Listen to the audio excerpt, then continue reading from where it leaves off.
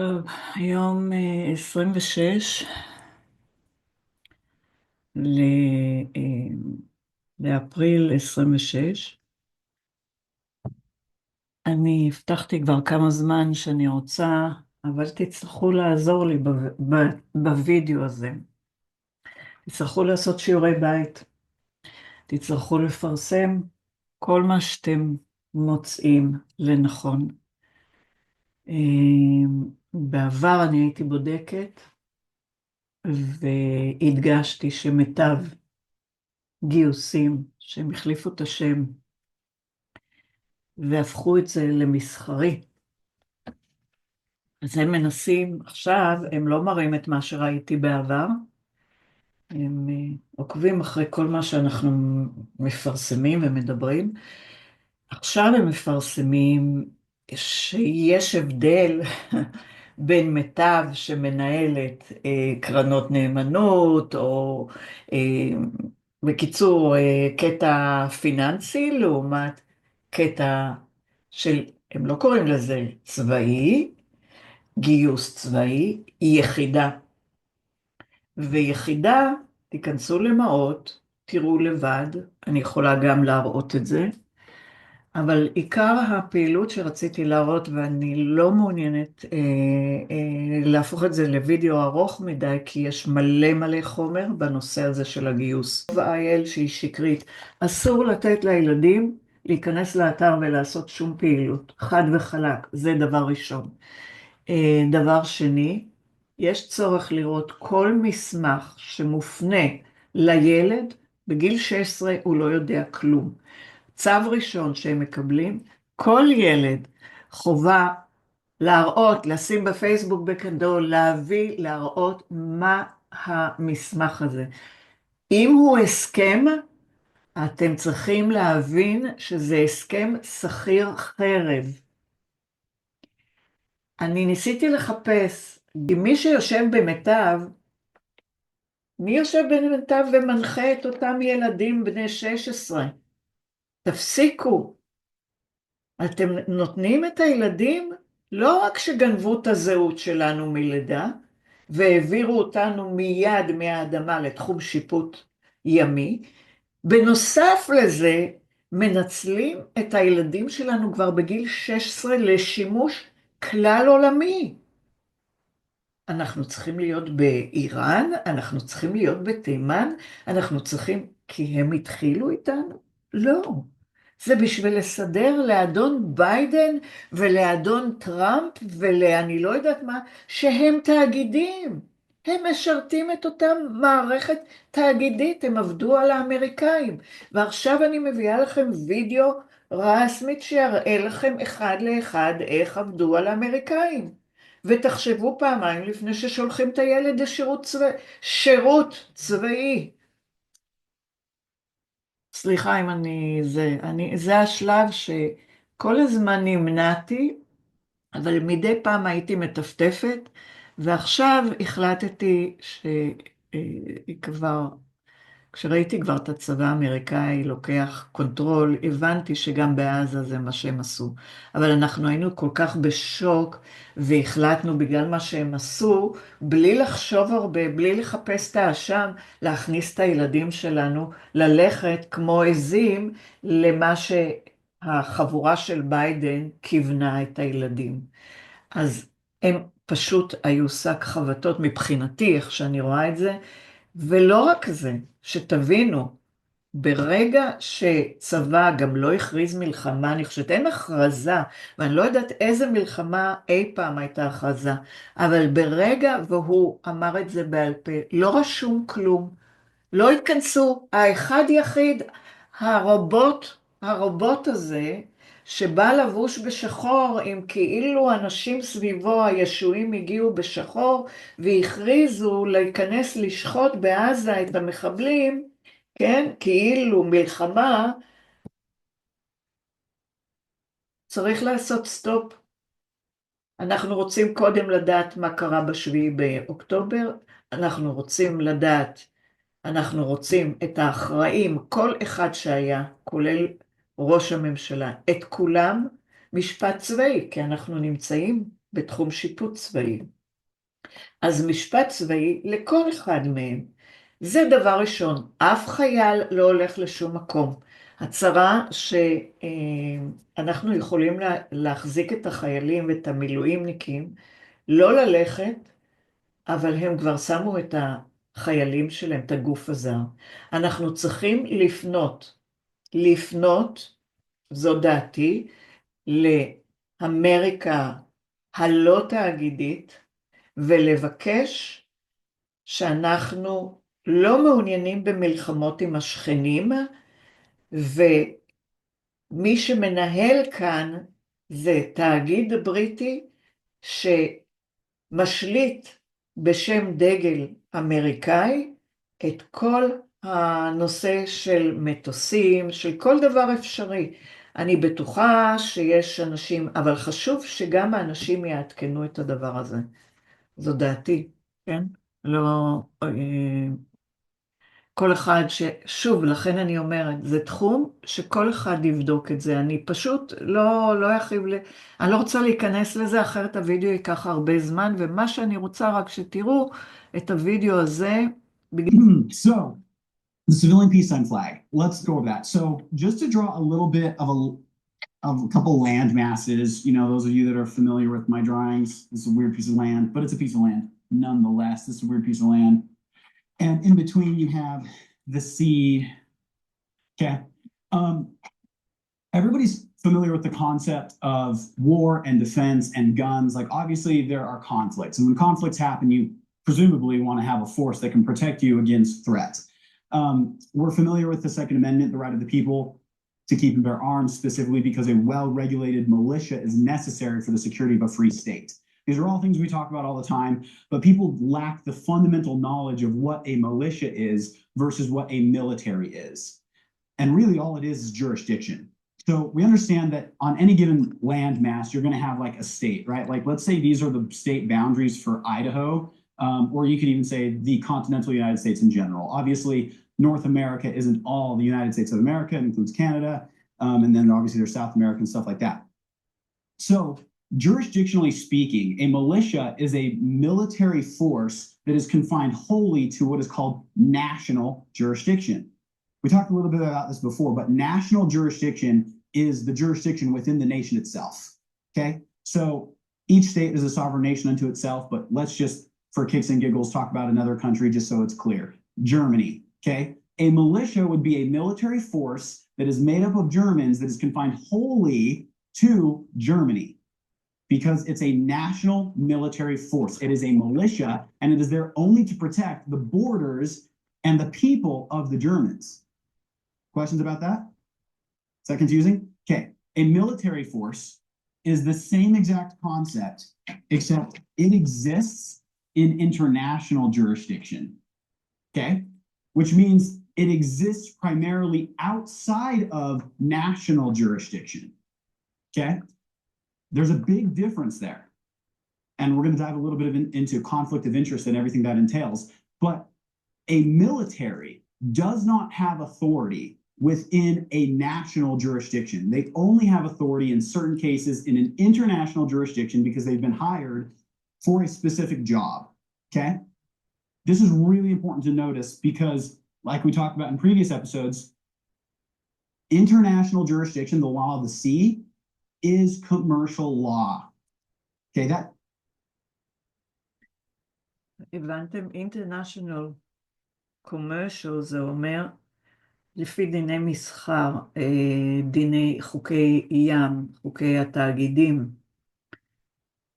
לגבי אם מדבר על צבא. Militaries are always commercial. I'm going to pause. There's a lot of weight that goes to that if you know anything about common law. Okay, I'm gonna break this down a little bit more.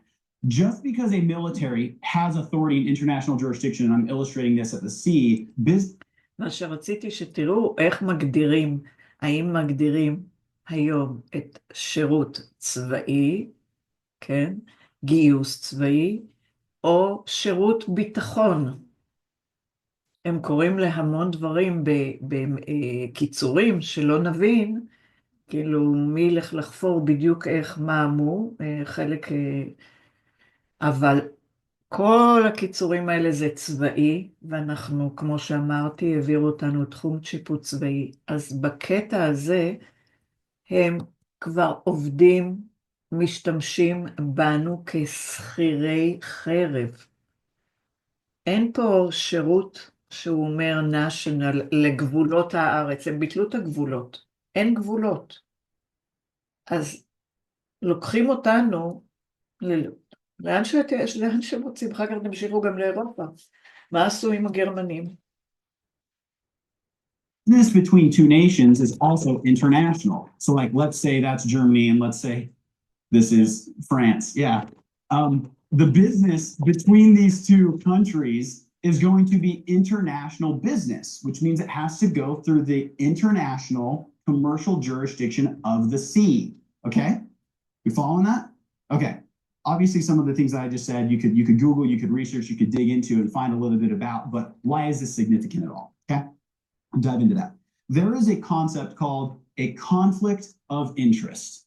This is something that for some reason, because my father, my mother, they're great, raised me to be super skeptical of all authority growing up. And so I was really good at like pointing out when somebody had a conflict of interest or a hidden agenda, because that's the way I was raised to look at everything.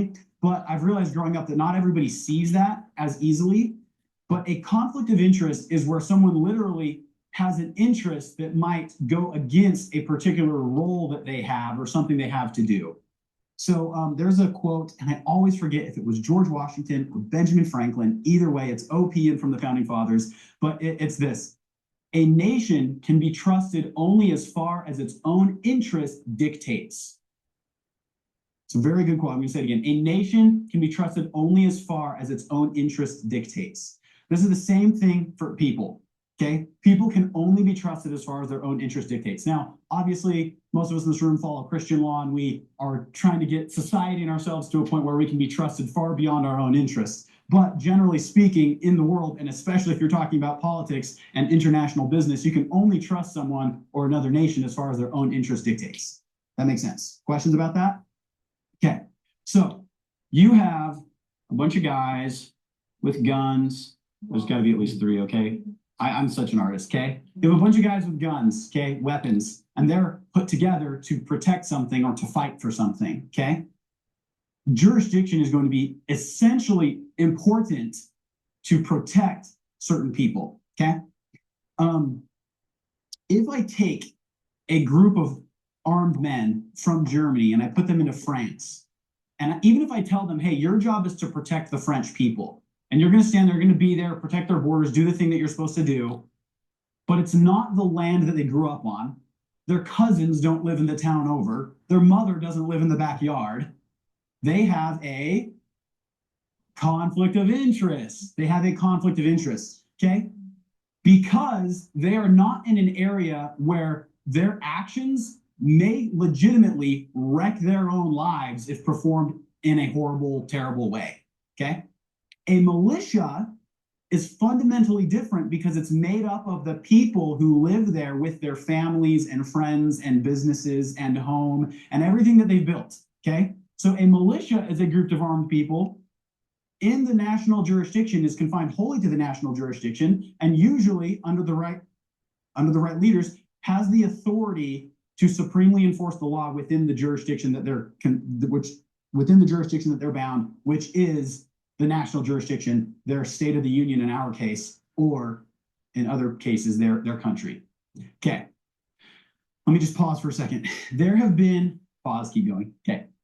There have been a lot of instances in history where a military force breaks military law and harms civilians, okay? An example of this, don't look it up. The images will haunt your dreams, so I mean it when I say don't look it up, but the Malay Massacre. I'm not sure if you've heard of this. Vietnam War, group of US soldiers get sent in expecting to meet a Vietnamese military force, does not meet a military force. It's this peaceful village, but there's a lot of really interesting things that they had trained their soldiers to do, including rack up body counts of people on the ground. They slaughtered a whole village of women and children.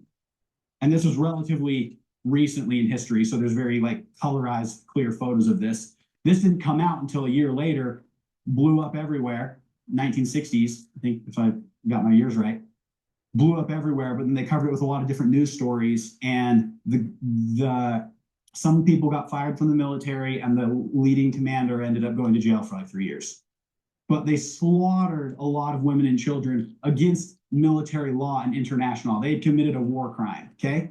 Because the nature of war is so violent and so crazy, there are what are called declarations of war. And those are important for any civilized society. Because when a declaration of war comes out, what you're saying is, I challenge you on the line we've drawn. I want some of that. And so the rule then is we can fight to the death until somebody wins and then claim that territory. But within those rules in any civilized nation, you have specific guidelines as to who you can combat. You have to recognize the difference between actual combatants and non-combatants. Okay, even if the non-combatants are part of your enemy forces, per the laws of war, you are supposed to give them at least asylum, and if you need to capture them, you can capture them, but you're not to slaughter them, okay? Again, that's just one example. That's one example of US troops doing something like that. There's a lot of examples of a lot of other nations doing that same thing. Military forces, because the nature of war is so horrific, you really can't trust the guy that's trained to go slaughter somebody. So you don't want to give them the ability to make the moral decision necessarily in the brief of the moment, which is why you have laws of war. Okay, we're making sense? Okay, perfect. So we understand then the difference between a militia and a military, an international military versus a national militia. You understand that? Okay. The Second Amendment does not apply to military personnel, which is why military personnel have to get licensed for every single weapon they hold, because it's not a right. They have to get licensed. A license exists only because what you're doing would otherwise be illegal. Okay? For the people that live on a state of the union, in our case, it is a right to keep and bear arms. Okay? Because a well-regulated militia, meaning a militant... אני רוצה שתזכרו שהוא דיבר על הקטע הזה של לייסנס, אישור לרישיון, ותראו מה הם עשו. לפני כמה חודשים הוציאו איזה חוק, תכף אני אראה לכם גם, לגבי חיילים שיכולים לקבל, להוציא רישיון, או שיהיה להם רישיון נהיגה בצבא. זה עוד תעודה להוצאה שהם רוצים להשתתף בקטע הזה של להוציא מהקרן, מהטרסט שהם יצרו ברישיונות נהיגה. Group of the people on the land and soil within their state is essential for the security of a free state. Because if at any point the people do not have the ability to combat a military, that people are in subjection to the military. Okay, wonderful. That was what I wanted to go over. Okay, we understand what conflict of interest is. Yeah, I don't have to keep going over that. Okay, the journals of the First and Second Continental Congress. Okay, so this is great. This is crazy. Most of us, when we're raised, we go to school and we get handed, a history book, and the history book is someone's take on history, or worse, it's someone's take on someone else's take on history. And so it's never really like the source material. Well, thankfully, there were some very wise men who did what they did to make America possible, our founding fathers. And in the initial proceedings of what happened prior to the Revolutionary War, starting in 1774, when they first started holding their Continental Congress, they kept minutes of their Continental Congress, and it's currently published. You can access it online. It's called the Journals of the First and Second Continental Congress. And again, it's the meeting minutes of what our founding fathers wrote. A couple brief things I'll mention about that is the current history books and the current Hollywood adaptation of what our founding fathers were doing has been completely skewed. They act as if it's because of a tea tax. That was one of the 50 things they listed. They also act as though they were not very godly men. It was a complete secular choice. Everything riddled throughout these journals is about God. They're talking about morality. They're debating what's moral, what's immoral. They're having these conversations. They're disagreeing. They're debating. Even the very first meeting, one guy was like, hey, should we have an opening prayer? And everyone was like, yeah, that's a great idea. One or two guys were like, oh, I don't know, maybe we should keep church and state separate. And then another guy was like, John Adams, I think it was, he was like, hey, I can, even though I may be a different faith than everybody in this room, I can hear an honest man pray. I think it's a great idea. And so they ended up praying their very first meeting. So again, our founding fathers, they were godly men and their debates were over moral concepts. This is a very small excerpt of one of the things that they said in one of their meetings, but I'm going to read it real quick. This was talking about a little bit of historical context. They were a free people under English law at the time, even though that they did have a sovereign, a king. The rules in England at the time were that they were free men. They had the ability to own land, at least through title and other things like that. And for some reason, a military force was being pushed onto Massachusetts Bay in Boston, to the point that they had created a military garrison all the way around it, and they were persecuting, beating up, taking property from the civilians in Boston and Massachusetts Bay, who were lawful, abiding, good citizens in the area. There was some tax issues, but the main issues that were happening were this military force had started exercising authority even above that of the civil power, okay? Again, jurisdictionally speaking, the civil power would be the government of people that are elected that are from this area, that were raised there, that were elected by the people to do their legislation and their administration and to communicate with the mother state. The military force was a foreign force. These were people that were shipped over from England. Their families were back in England, or they were maybe up in Quebec, Canada area, but their families and their people and their place was not the colonies, the 13 colonies at the time of the United States of America, or at the time it was the 13 colonies. Does that make sense? Pause there. Okay, so this is the historical context of this. They're being bothered that there's this military force persecuting them. They're also upset that certain members of their people were being arrested and then shipped back to England for trial. And even though they had a quote unquote trial by jury, it wasn't a trial by jury of their peers. It wasn't a trial by people who actually knew them, who knew of the surrounding area, who were in the culture. That was also one of the issues they had. If you go through and read the first letter that they sent in 1774 in October to the king, it was a list of their grievances long before they ever wanted to have the Revolutionary War. They were just trying to make peace with the mother state, and they list all of these things that were being done to them that were immoral. And they talk about why it's immoral. They talk about God. They talk about the precedent of freedom and the need of freedom for mankind. It's so inspiring to read the words of our founding fathers directly from their minutes. You're not getting anyone else's opinion about what happened. It's just what they wrote down. So I highly encourage it. It'll change your viewpoint. But again, back to this quote, okay? Richard Henry Lee said this in a discussion about what to do in the situation. But they said that the Congress are of opinion that it is inconsistent with the honor and safety of a free people to live within the control and exposed to the injuries of a military force not under the government of the civil power. And as General, no, I don't need to continue, that's it. General Gage was the general who was doing a lot of the issues toward the people. But again, their whole point there was that it is inconsistent with the honor and safety of a free people to be under the oppression of a military force that was not under the control of the civil power. A couple interesting things back to this militant force in a specific jurisdiction. A militia has full authority to protect itself within the jurisdiction that it lives, right? Within the national jurisdiction. There is no superior, the most superior officers on the land and soil jurisdictions actually exist technically within and in accordance with the militia.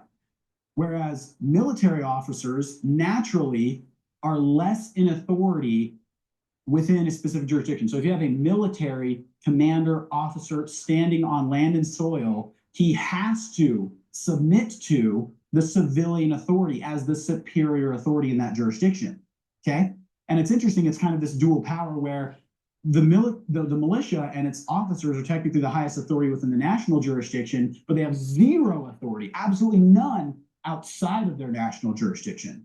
And the military and the commanding officer might have all kinds of authority out at sea, but the moment they stand on land and soil that has a civilian populace, they are subservient to the civilian force. Questions about that? Yeah, a lot of people don't. You don't even think about it because number one, we're not taught what a conflict of interest is, why this would even exist. And I think it's pretty self-explanatory after I said it, but let me repeat myself.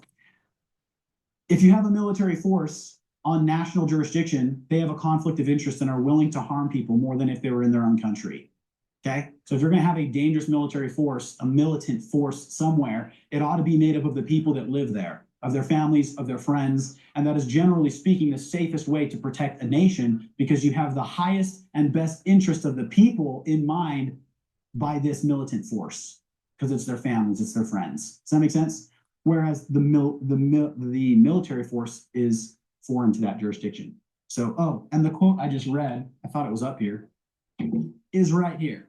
But this is one of the major points that caused the Revolutionary War. It wasn't just about this little tax, okay? It was about the fact that the English were starting to exercise foreign military control at a higher authority than the civil power in the jurisdiction of the states. This was right after another war that had just happened, and the states, the 13 colonies at the time, had contributed a ton to that.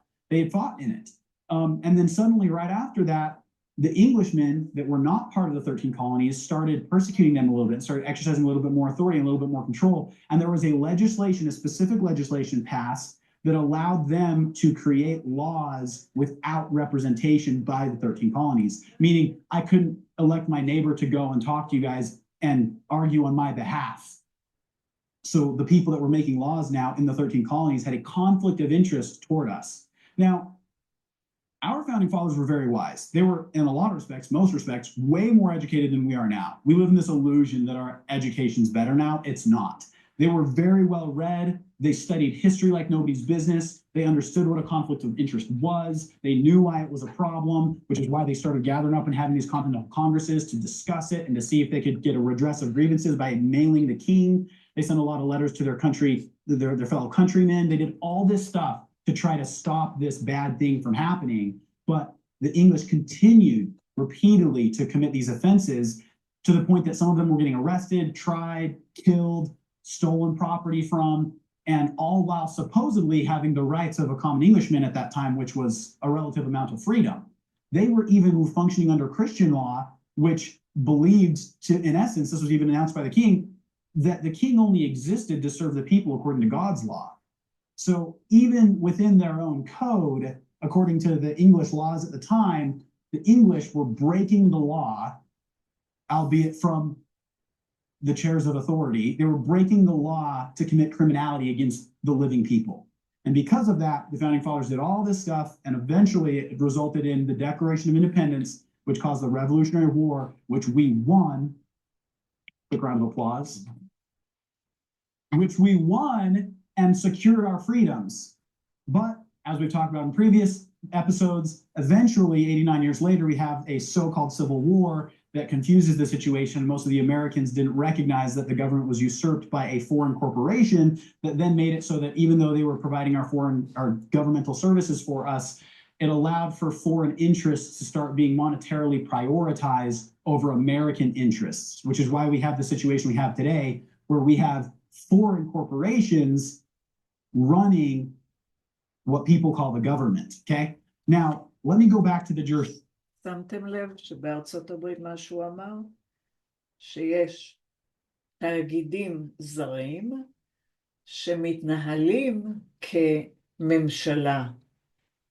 זאת אומרת, מה קורה, אתם חושבים, בארצות הברית עשו להם את זה במשך 160 שנה, מה אתם חושבים, את ישראל הכינו מההתחלה לתוכנית. לא שונה, זאת אומרת, מי שאומר לכם, מה פתאום הצבא משרת את זה, או מה פתאום אין תאגידים, זה ממשלה ציבורית, להפסיק לחיות באשליה. צריך כולם להתעורר. הם בכל דבר שיקרו. אז דקה, אני רוצה שנייה לחזור למשהו. כאן אני פשוט הבאתי את הקטע הזה שהם רשמו לגבי הנושא הזה של חוק שירות ביטחון. חוק שירות ביטחון, נוסח משולב. 1986 הם החליטו לשדרג את העניין. חוק שירות ביטחון בא במקום חוק שירות ביטחון. 1959, מה שלא מובן לי, חוק נוסח משולב, הם הוסיפו גם לא, אני לא מבינה, בא במקום חוק שירות ביטחון, למעט סעיפים 46 ו-50 שבו. בבקשה. שירות חובה, שירות חובה, פה רשום שירות חובה. במשטרת ישראל, משטרת ישראל היא תאגיד, היא עסק פרטי. איזה חובה יש?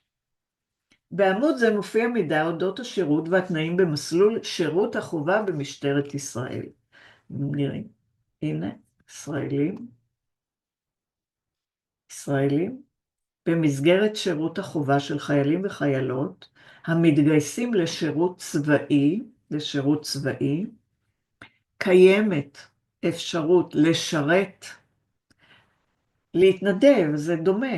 שירות זה סרוויס, אני משרת אותך. לשרת בשורות משטרת ישראל ולהפוך שותפים למאבק למען ביטחון אזרחי המדינה. ברגע שהם כותבים אזרחי המדינה, א', אין מדינה, לא קיימת מדינה, אין גבולות, אין שום דבר שמגדיר את מדינה שקיימת. אז שום כלום. זה אחד. דבר שני, ביטחון אזרחי זה אומר שכל מי שלא קורא לעצמו אזרח, הוא נמצא לפי דיני מסחר, חוק הים האדמירלי. אתם פשוט מתנהלים, המדינה מניעת עבירות והצלת חיי אדם. במסלול המכונה שירות חובה במשטרה. שמעתם על זה? זה כבר לא שירות חובה בצבא, הם כבר משתמשים בנו בגלל שהכל הפך להיות צבאי, אין כבר הבדל בין אזרחי. זה שהם כותבים פה למען ביטחון אזרחי, הרי לא קיים אזרח, קיים סחורה.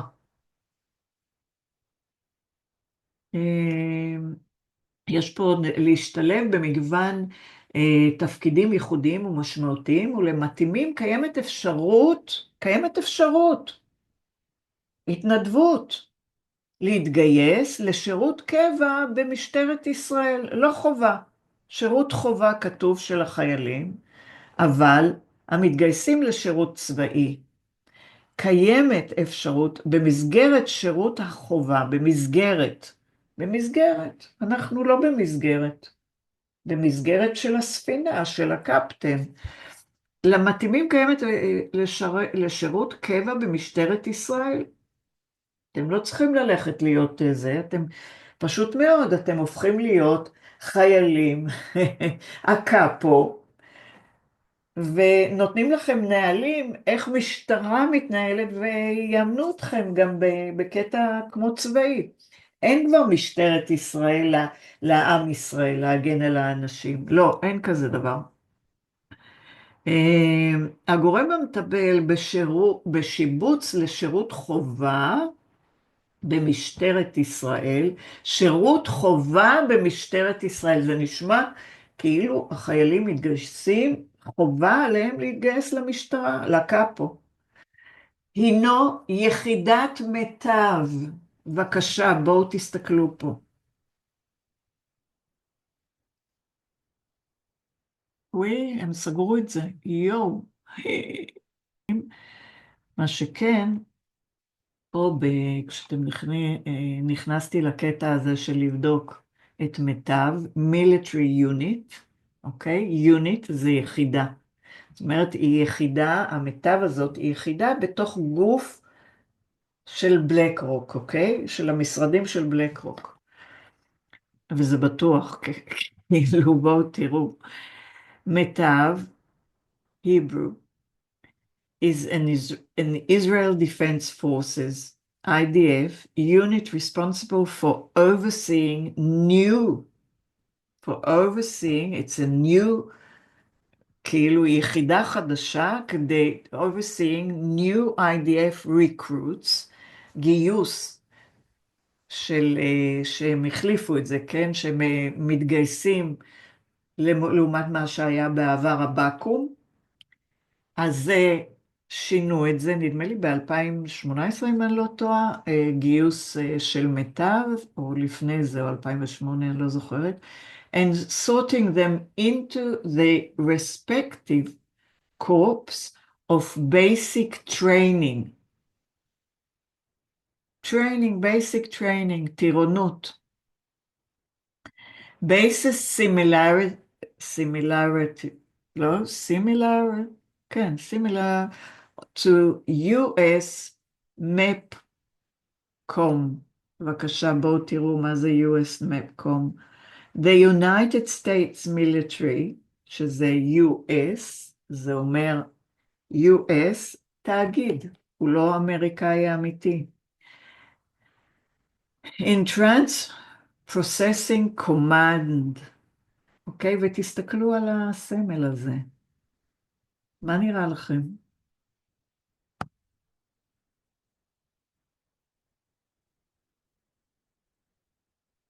The United States Military Entrance Processing Command is a major command of the U.S. Department of Defense.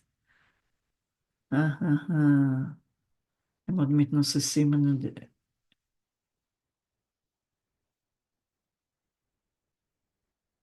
Also referred to as Department of War, is an executive department of the United States federal government charged with coordinating and supervising the United States Armed Forces, the Army, Navy, Marines, Air Force, Spaces, בקיצור כולם, תחת השם הזה.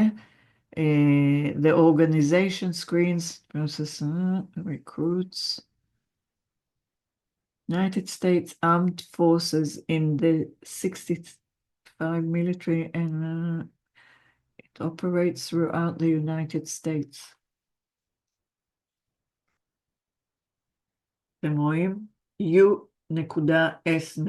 Department of Defense, זה לא אמריקה, זה השייך לוושינגטון DC, שבעצם מנהלים אותם הבריטים. החתיכה המעובעת שמתנהלת, זה שייך לכל אלה שהוא מדבר עכשיו בווידאו, אז זה מה שהיה חשוב לי שתראו.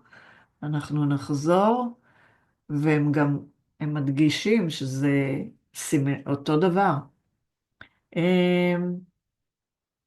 Other response. It's kind of interesting. As discussed in previous episodes, we have a piece of land, blue would be appropriate. We have a piece of land that's 30 square miles called the District of Columbia. Notice the word district, that is a military term. It is a military foreign jurisdiction. People know this, it's not very, everyone's like, oh, is it a state, is it not a state? No, it's not part of the continental United States of America. It's a 30-mile square zone that was set aside so that foreign and international commercial business could be done in a convenient location with the United States of America, okay? But it is not part of the land and soil jurisdiction. It is considered commercial jurisdiction. It's a special city-state similar to London and Westminster, okay? Questions about that? Okay, this is where it goes crazy. Who is the commander-in-chief of the District of Columbia? Donald Trump, okay. The big DT, okay, currently, yeah. He is the president of the United States Corporation, which is a commercial instrumentality confined wholly to the District of Columbia. Okay, what does this mean? This means that he is a military force. We know this. He controls the military. He's the commander-in-chief. He's the head officer, okay? He is a military force confined wholly to international jurisdiction. What does that mean in international law? It means that anytime him or any of his cohorts stand on land and soil jurisdiction, they have to act subservient to the civil authority. Okay, this is important. This is important. The question then goes, okay, well then why does it not seem that way? Well, because what else uses the word districts? What school district do you belong to? Okay. The school district is literally a military education system put on by the District of Columbia. So they have what? A conflict of interest to help people get recruited into their military. Here's another thing that I didn't specify earlier that I meant to specify earlier. A military that is confined to C jurisdiction is by definition commercial. And if it's by definition commercial, it is a corporation. And if it is a corporation, it is built for profit, which means it's going to do whatever necessary to make money, okay? And those of us that are in the business world at all, I work for a pest control company. I know what it's like to have to go recruit people. I know what it's like to have to, like, you know, sell pest control. So I know where my conflict of interest is when someone asks whether or not my services are needed. Okay. So if you have a military that is built for profit and it wants, number one, men recruited, and number two, service contracts to get jobs done, it is going to do things like promote its own interests by recruiting people from a young age through the public school system to participate in their military services. Okay. Okay. Lots of mind bombs. This is where a lot of the pieces start coming together. Okay. In the absence of a civil power, a military will presume everyone is a combatant. Okay, let me say that again. In the absence of a civil power, the military will presume everyone is a combatant. Okay, so let's say they're out at sea and they find someone floating on a buoy and they pick them up. They're not on land and soil. They're not on a land and soil jurisdiction. It is not a settled territory, and they know this because it's obvious. There's no boundaries, there's no civil authority, there's no government other than them. And so their authority starts to reign supreme because there's an absence of a civil power. Okay. Now, I already know when I'm saying this and I'm explaining this, some people will be like, okay, what's the civil power? And they're already going to think it's like the state of Idaho or the, you know, Utah or all caps, what people call the local legislation, generally speaking. People don't realize that these local legislations that are put out that follow federal law are sub-franchisees of the District of Columbia. Okay, and this is important to recognize the distinction. And the way you know this is by the jurisdiction that they operate under. And you know this because of planning and zoning, where they zone things, they district things. Again, it's a military zoning program. So we talked about this a little bit before. There's a lot to go over, but in any particular instance where there's a military and it knows it has contracts to function in specific jurisdictions, like a state, which, don't get me wrong, they are hired by the Federation of States to provide certain military services in our international jurisdictions. So they do naturally have a planning and zoning map of the land mass that we ask them to help provide military services for. So the military does have planning and zoning on Idaho in what they call a state, an instrumentality, a corporation called Idaho, all caps, that is literally a commercial instrument that houses all of their commercial activity. Okay, the reason this is important is because the state of states, in our case, the state of Idaho, the all caps Idaho, is a sub-franchisee of the municipality of the District of Columbia, which means it is subservient to the chief commanding officer in that military. Okay. After the Civil War, there was a couple laws passed. Actually, some of them were kind of passed before the Civil War. Obviously, there's like the Residency Act. The Residency Act means to temporarily reside. It was the law that said foreign military forces or other governmental service providers could live on our shores temporarily through what was called the Residency Act to provide us certain enumerated governmental services. Okay, that is the Residency Act. It applies only to foreign military personnel. Because they create their military zones and districts, and because they have a conflict of interest in raising the American public and thinking that they are military personnel or federal dependents, they've created their education system, their military education system, designed to lead people up to participate in the military instead of the land and soil jurisdiction. I wonder if it would be helpful to be a little clearer about how we've gotten to this point where the land and soil jurisdiction was adios. Yes, I love this. Okay. Can I redraw your map? Because that's not helpful. This is not helpful. He is currently drawing my map. Okay. So my dad was very kind to draw me this beautiful map. For those of you that are watching, obviously everyone in the room already knew that. But this is clearly all the countries in the world that are not the United States, and then North and South America. This little square is DC. This is the sea. Let's talk a little bit about the Civil War. Okay.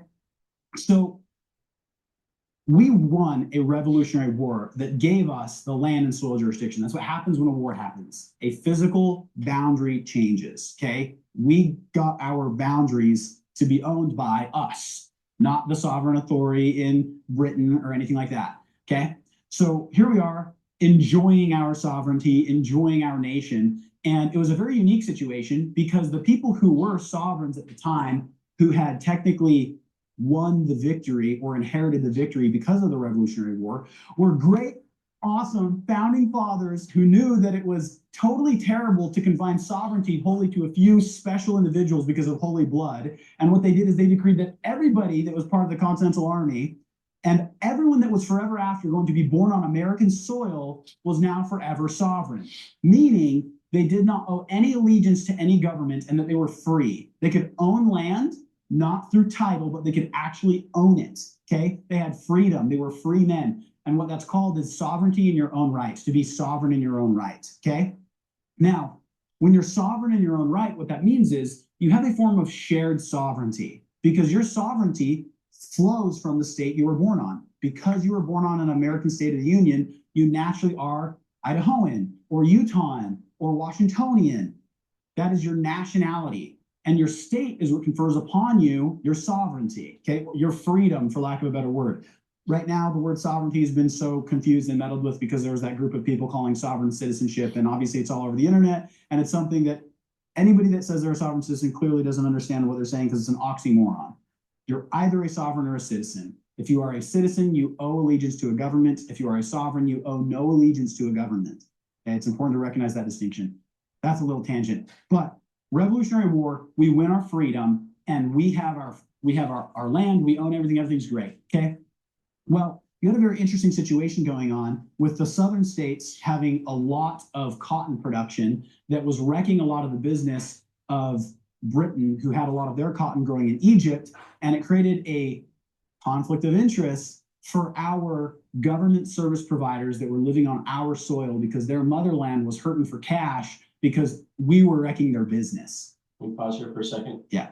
So the Revolutionary War happens. After the Revolutionary War happens, we gain our freedom, and we don't just say, adios, Britain, get out. We actually hire them to do certain things. Correct. Oh, that's a good thing to point out. Yeah, so explain that and then explain the other person that was hired to do certain enumerated tasks. Okay. So the Perfect. full picture happens. Yes, got it. Okay. So we've all heard the term Rome never fell. Okay. Rome became a church and then it became a governmental service provider. It was providing military services throughout the world. And you know this because when you're talking about military courts, they're called military tribunals, which is a form of Roman law. It's important to recognize the distinction there. They're providing governmental services for England through military services and their other church services through the Pope and Catholicism. And then the British Empire developed a really good naval fleet. They policed the world on the waters, okay? When we won a war with them, it wasn't because they were like, fine, I'm so butthurt, I'll run away. It was because they had an opportunity to make money through a peace treaty and a lucrative contract that we were willing to give them. Since they already had all the ships and we didn't, we gave them the ability to fly our Title IV wartime flag in international waters so that they could police our waters and our navigable inland waterways. Okay, that means, hey, I know we stopped shooting each other, but you guys do have a lot of ships and we don't have any, and we got a lot of money. You guys want, we'll pay you a ton of money to police our international borders. And while you're doing that in our behalf, you can fly our Title IV flag, which is the wartime flag, the normal one that everybody's familiar with, the Old Glory. Okay, again, it is a military commercial flag being flown in military and commercial jurisdiction. That needs to be recognized. We win the Revolutionary War. We immediately hire them and allow some of them to live here under the Residency Act. They are considered U.S. citizens, British territorial U.S. citizens, and they live on our land and soil to provide us for certain governmental services, okay?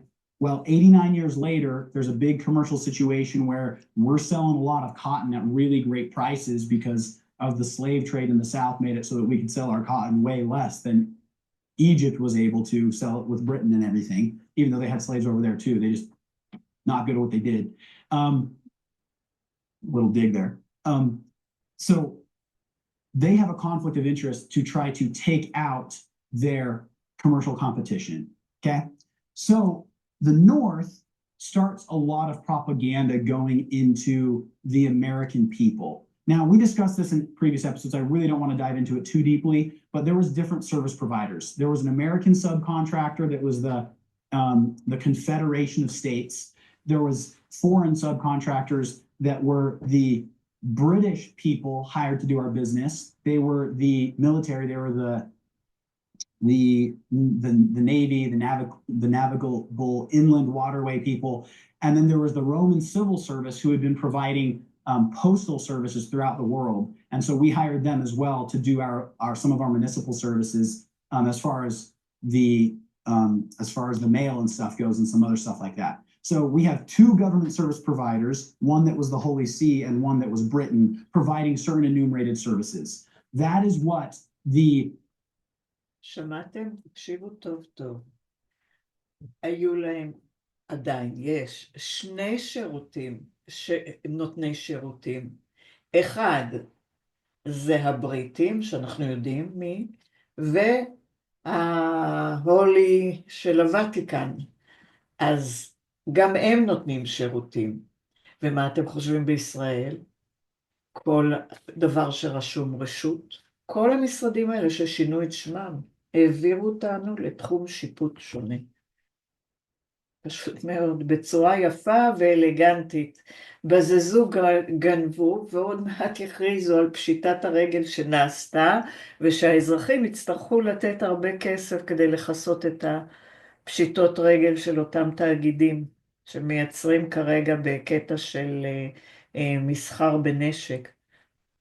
דרך היחידה, נחזור לאדמה, ואנחנו לא שותפים בכל התרמית שלהם. Constitution of the United States of America is, and if you look closely, there's actually a couple constitutions. There's the Constitution of the United States, there's the Constitution of the United States of America, and I don't want to go too deep, but there was different service providers as well. But they style them all very similarly, so they look the same, and people are confused about there being a couple of them. But basically, the Constitution says, hey, we the people are willing to hire you, and this is what constitutes an agreement with you to do our governmental services.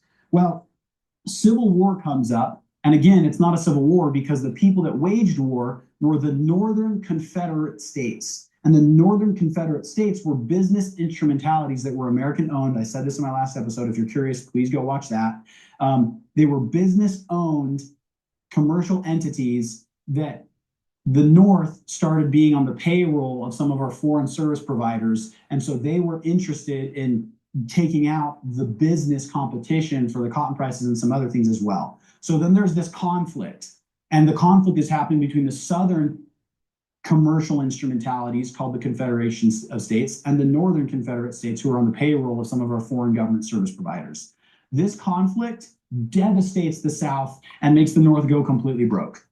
Okay? So even though it wasn't done by the land and soil jurisdiction actually living Americans, it was done by businesses that were hiring Americans, it was still a conflict that seemed to everybody else like a complete war. But again, jurisdiction matters. It happened in the realm of commerce, which means no borders change, which is why the South wasn't completely divvied up and restructured as soon as the North won, because it was a commercial conflict.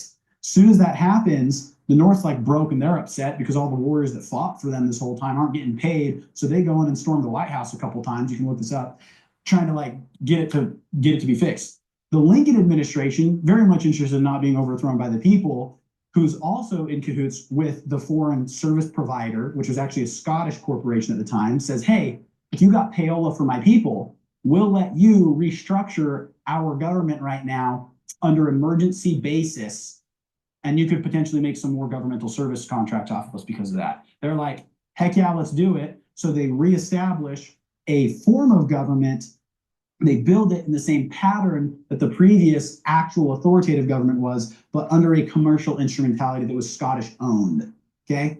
And what they do is they pay off all their northern soldiers, and then they start trying to generate a revenue by taking all the recently freed plantation slaves and turning them into what was called a citizen of the United States, and a form of income tax was on them and the Southerners, okay?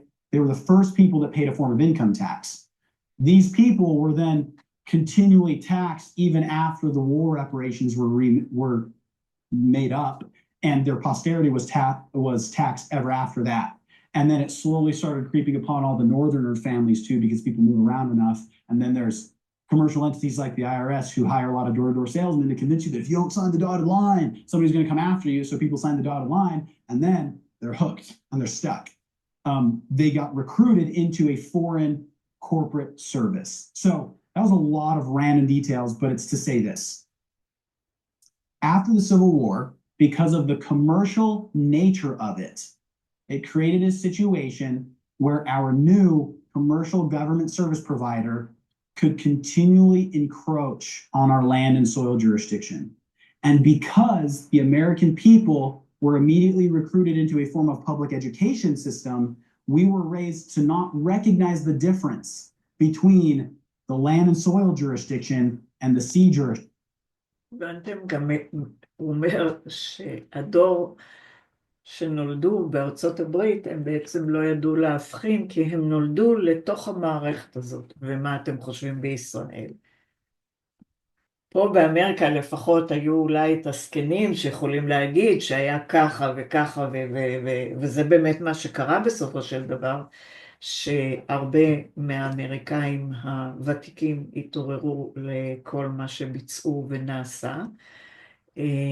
אבל בישראל, מראש, הם ביצעו בנו את הדברים האלה. הם פשוט, ולאלה שנולדו, שהיו ביום הראשון אולי על האדמה, על ידי חתימה של הרופא, ואז שחררו אותם, לקחו אותם ברגע שנרשמנו במערכת התאגידית, נחטפנו, חטפו אותנו לים חזרה.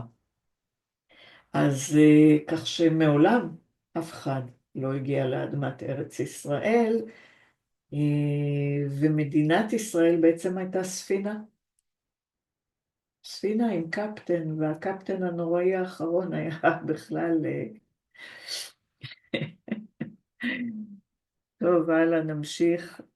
צריך לחתוך זה ארוך. And so you have a lot of people who are raised not knowing that we have to have a civil authority on the land and soil jurisdiction in order to protect our American rights from commercial entities. Because going back to what I'm saying before, or what I said before, a military, in the absence of a civil power, will assume everyone is a combatant, which means everyone is owed the law of commerce and of military wartime, okay? Which is why in our current status, people don't realize this, most of the United States, the US, is currently under martial law by definition. I like to do this little brain exercise. When we think of martial law, we think of the Hollywood version, right? It's like, oh, everyone's on lockdown, there's barricades everywhere, and you're gonna get stopped everywhere you go if you try to go out. It's like complete lockdown, okay? Well, believe it or not, during a martial law, there are certain people who get given papers or permits to pass certain areas. So let's assume we're under martial law and it's just that crazy and everything's locked down. But then I try to go, someone tries to stop me and I show, oh, actually I have a permit, I can pass. So, okay, cool, you can pass, okay? Because they're assuming everything is military law and they're assuming everyone's a combatant because it's a military zone right now, okay? Okay, same thing, except it happens for so long that everybody's like, hey, did you know? You can go get a permit over there. And everybody gets it. Everybody gets the registration, everybody gets the license, everybody gets the thing, to the point that martial law suddenly seems normal. Because everyone's walking around having to be licensed and permitted for everything you do, not recognizing that a permit means you need permission. And if you need permission, it means it's not a right, it's a privilege. Okay, so if it's a right, meaning you have the right to do something, you by definition do not need a permit, a registration, papers to do it, because you are American and you're functioning under the law of peace. Does that make sense? Yeah, thanks for going over that again, because I wanted to point out that there was a reason that the land and soil jurisdictional authority went away, and that's how it went away. Yes, the Civil War created a situation where, because the South was in ruins and the North was broke, the normal state assemblies, the assembling process by which the people got together and held their local legislative business, was interrupted, and it had lost forum, okay? And because of that, when the Scottish interloper was hired, it was under the basis of emergency powers, meaning once the emergency goes away, we'll take a step back. So they created 2 lanes. They said, this is the commercial lane. We're going to start doing all of the administrative business in this lane until you guys, Americans, set up your civilian authority again. And that the remedies were published and everything. Nobody really noticed. It was really small print in newspapers, like, okay, everybody knows that. But then they were immediately going out and putting propaganda everywhere to go and get and start studying in their schools and in their stuff, which taught everybody that somehow they were the authoritative group. And so the Americans were mass diluted into not reestablishing their civilian authorities. And what that means is people that are actually recognized as Americans, like I said in my previous episodes, who have published that they're actual Americans with the Declaration of Naturalization Act, who can assemble by definition to petition the government for a redress of grievances. When you have Americans that are recognized as Americans on the land and soil jurisdiction that gather in an assembly and they establish meetings and have a written record of those meetings, they are the authoritative legislative group for the civilian populace on the land and soil jurisdiction, which means in the presence of a civilian assembly, the military forces that are on premises have to submit to that authority. Okay? Hence, everything that we're doing with the American states assemblies. Okay? To reestablish the civilian authority so that the military authorities and all their trespasses against living people can go away, so that the federal government can get back in check and we stop having to worry about it all the time. So that people like us can actually do something about the grievances that are being done to our people. We can actually protect our land resources so that the BLM can't just say, hey, let's sell all this land to a foreign corporation who's going to take all the wealth and profits at the expense of Idahoans. So that the military force and the zoning and planning people can't say, hey, farmers, sorry, we're going to cut your water back like millions and millions of gallons to make a lot of money ourselves because we're going to be using it for this mine over here that we're then going to sell and not funnel any of the wealth back into the Idaho economy. Things like that, okay? So that press ganging doesn't have to happen and the draft where people are forced into the military against their own will doesn't occur anymore. So that American rights to own land and to actually own it and not just rent it with a title system can come back. Okay? That is why we're doing what we're doing. That is what the American States Assemblies are for. And this is hopefully somewhat of a simple way to illustrate that. Round of applause, please.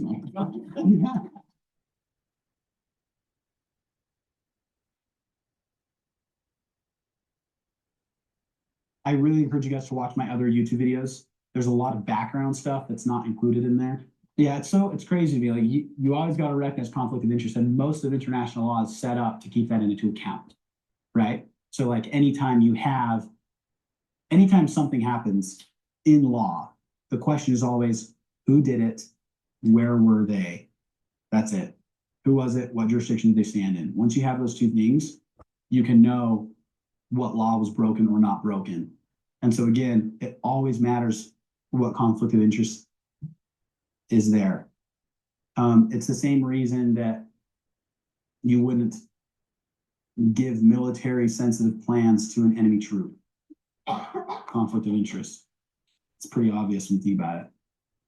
There's lots of stories about the Hessians that they were a hired military force and used around the world. They were brutal. Sometimes they did what you wanted, and sometimes they did a lot more than they were given authority for. Lots of stories about them going rogue. Well, and so that's another thing you got to think about human nature, okay? If you hire somebody who leaves his homeland to go kill people for money, it's naturally a little bit more corrupt, right? Generally speaking, in militia, cool things about militias is it can literally be set up to protect your borders only in the event of an actual border crisis. That's preferably the optimal situation with any militant force. But there are people that can make a lot of profit off of being hired guns, okay? And that is a lot of the military world, is they are hired to do it. Every war that ever happens, you know, Hollywood always makes it sound like it's like, I'm going to serve my country. But 90% of the time, it's as it is, You're literally just going to fulfill a commercial contract because somebody wants to make money by killing all those people. And I can murder and get gain. That's exactly what it is 90% of the time. In a few instances in history, it's actually to defend something moral, which is why it changed the world as much as the Revolutionary War changed. Because that's one of the few times war is holy, because you have people that are trying to defend freedom and not just to make money. And so when that happens, it becomes an amazing thing and it changes the world.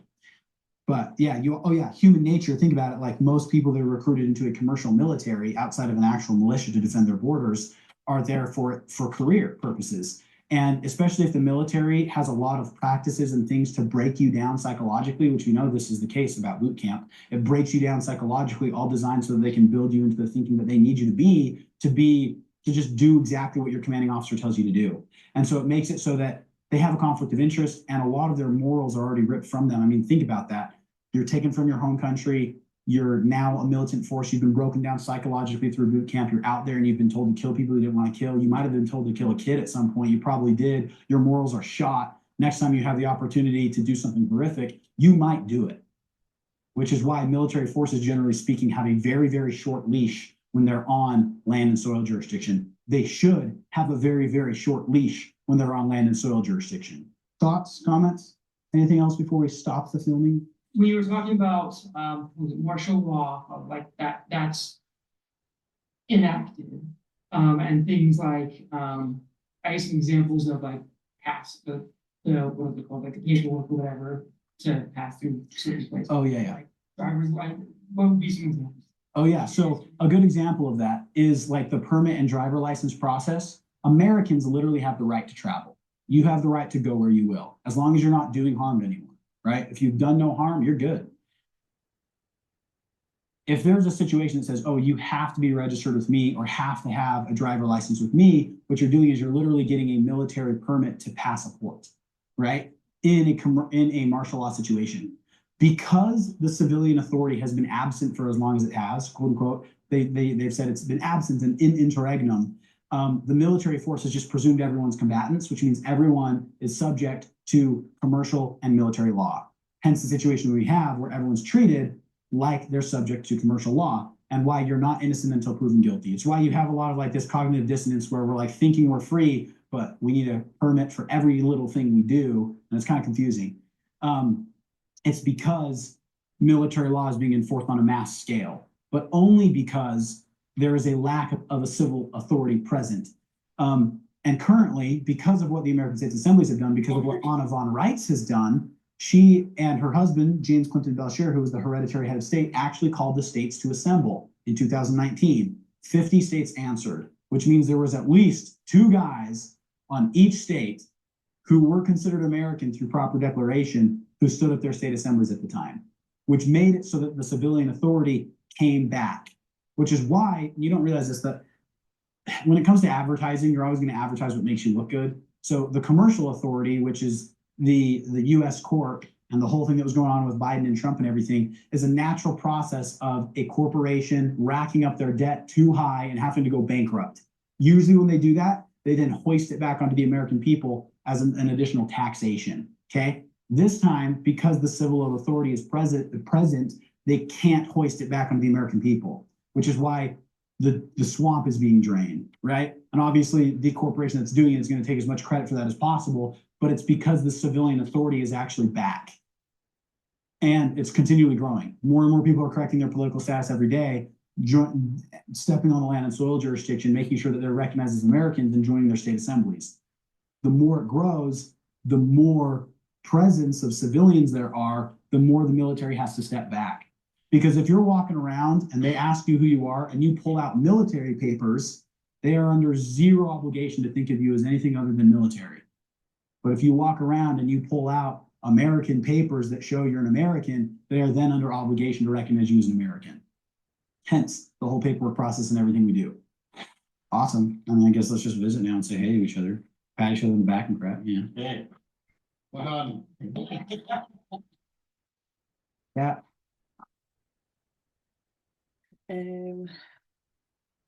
טוב, זה לא כל כך קצר, אבל הבנתם בסופו של דבר שהדרך היחידה כדי שיכירו בכם, במקרה שלהם, כאמריקאים, כישראלים, או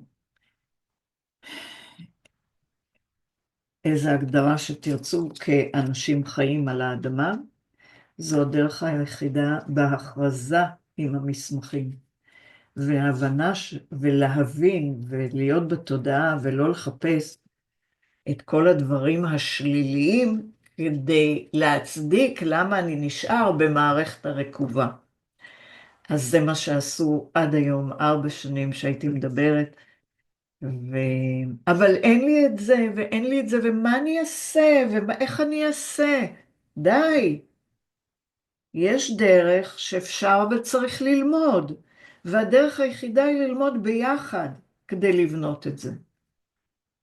אז שבוע טוב, ובזה סיימנו להיום. Wait, what'd you say? I just want to see like, you be passionate about like that important, want to share the knowledge.